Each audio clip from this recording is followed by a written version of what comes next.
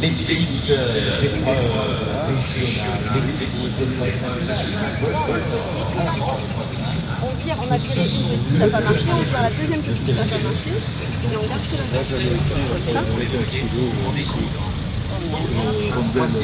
dans cette petite aventure, c'est une des cœurs On en met une et puis on verra bien. Attention Julie, la postérité du motard d'avion, mais en qui a général, eu l'intérêt de créer elle aussi cette superbe marque des voitures. Et bien entendu, on le retrouvera quelques-unes qui On n'a que 20 minutes. Hein.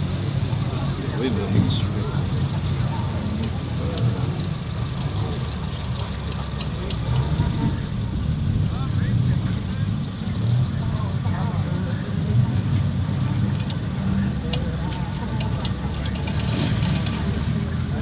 Tu sors pas trop?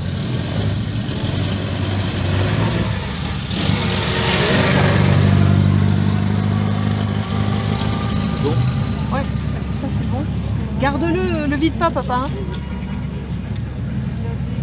Ne le dites pas, comment ça, le vide pas? Ben, on en aura besoin tout à l'heure si on refait le... Allez, c'est parti.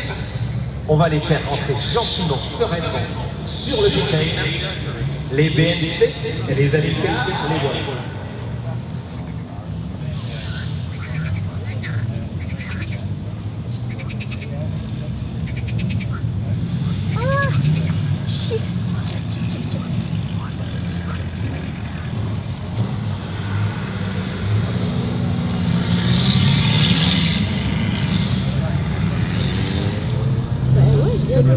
Bien comme il faut sans difficulté. Non mais là t'es pas dessus. Non, mais c'est allé bien comme il faut. le pointeau était à sa place.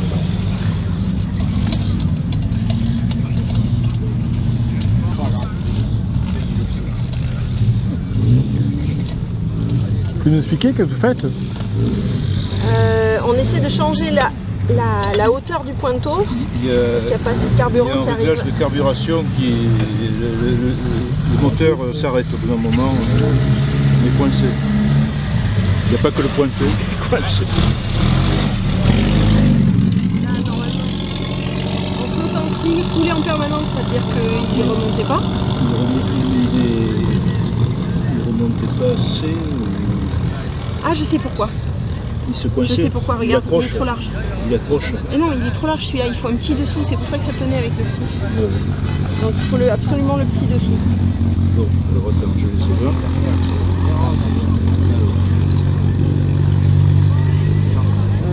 Comment ouais, tu vois, il passe. Voilà, il s'agit d'un Simba violet. 500 cm3 de temps, cylindre opposé, allumage par magnéto. Année 24 probablement, parce que là, 24, fin 24, début 25. Voilà, mélange de temps, donc mélange avec les huiles modernes à 5-6%. À l'origine, c'était 8%. C'était assez énorme, ça fumait beaucoup. Voilà. C'est une marque française? Oui, oui, c'était français. L'ingénieur, c'est Marcel Violet, c'était un Gazza qui était un des spécialistes dans l'entre-deux-guerres et même après des moteurs de temps. Il a conçu beaucoup de machines de temps, toujours de temps. Et la dernière machine, c'était pour la course de Côte du Mont-Ventoux, je crois en 48 ou 49 ou 50. Et il avait fait un bicylindre un peu spécial. Voilà, qui avait monté le Ventoux dans un bruit déchirant, dit-on. Voilà, ça faisait beaucoup de bruit, mais c'était pas très performant. Et elle a eu un palmarès, non? Ah oui, alors le Sima, la marque n'est pas ce modèle-là, avec Marcel Violet, en 25, la deuxième année de l'autodrome, avait gagné sa catégorie à 75 de moyenne, avec un passager. Et il utilisait le circuit 12 km. La route là, qui partait vers l'ouest et qui revenait tourner sur une partie de l'anneau. 75 km/h à 2 personnes avec beaucoup d'épingles, il y a plusieurs épingles notamment. C'est assez extraordinaire. Mais Violet à l'époque, bon, déjà il commençait déjà à agrandir, à modifier les moteurs de série. C'est-à-dire qu'il agrandissait les lumières, voilà, il avait le biais pour trouver des solutions. Voilà. Et là, je vois que les petits pépins de flotteur. Pardon? Vous avez des petits pépins dans le moteur de flotteur. Alors là, il y a un carburateur violet d'ailleurs, c'était spécifique à ce cycle-car, fabriqué pour ce cycle-car.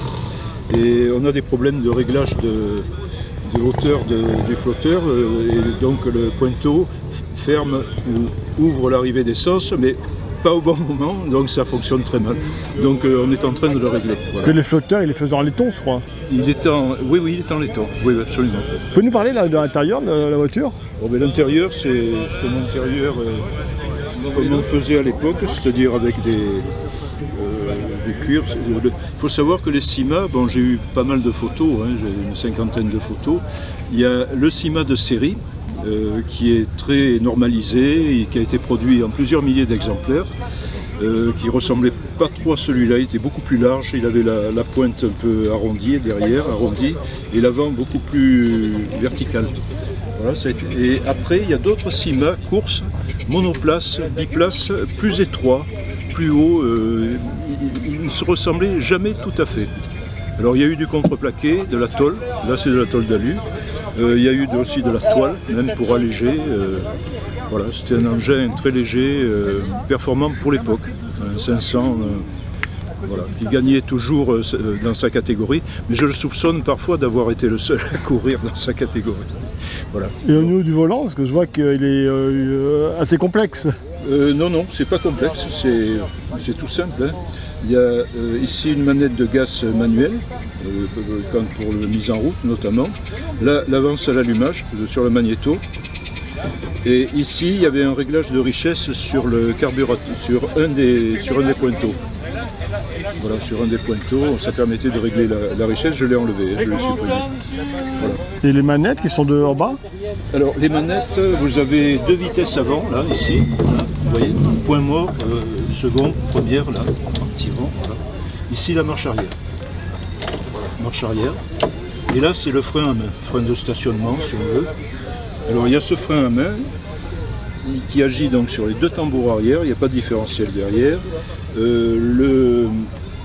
Vous avez aussi un levier ici extérieur qui permet de freiner sur un des 2 tambours, et l'autre frein à pied freine sur l'autre tambour.